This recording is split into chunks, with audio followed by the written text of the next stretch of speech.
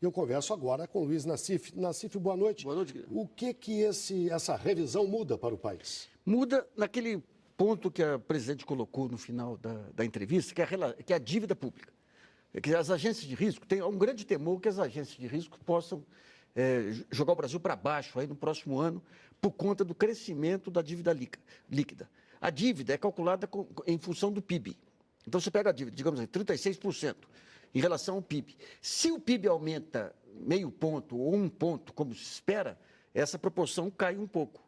Então, se você for ver a dinâmica da dívida brasileira, ela cai muito de 2008, 2009, 2010, 2011, daí começa a subir em 2012, pouco, mas começa a subir.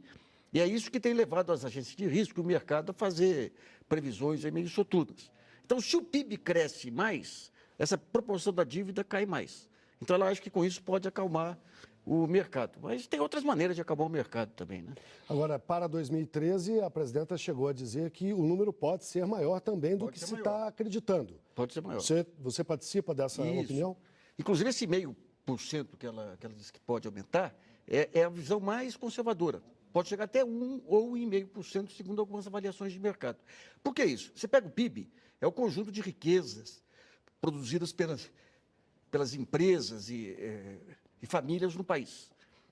Periodicamente, você faz a revisão, porque muda a estrutura das empresas. Então, você teve muita empresa de serviços, você teve outras estatísticas que entraram, que mudam essa composição do PIB. E, justamente, o que mudou foi em setores mais dinâmicos, que estavam mais embalados do que os setores tradicionais.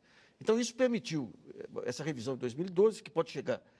Você tem o Itaú, por exemplo... o Itaú não. Você tem algumas consultorias, a LCA, que achava que podia chegar a 1,5 ponto. O Chico Lopes, que é um grande especialista, o ex-presidente do Banco Central, sempre dizia que o PIB estava subestimado.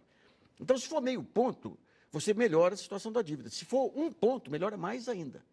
Então, com isso, como que as agências de risco fazem? Elas pegam, por exemplo, o PIB está crescendo 1,5, 2, elas projetam aquele PIB. A dívida está crescendo tanto, eles projetam a dívida. Então, quando você consegue corrigir aquele início e aumentar, a projeção se dá em cima de um PIB maior. Então, a dívida, proporcionalmente ao PIB, ela cai. José Silvio, muito obrigado, uma boa noite. Boa noite, Guilherme.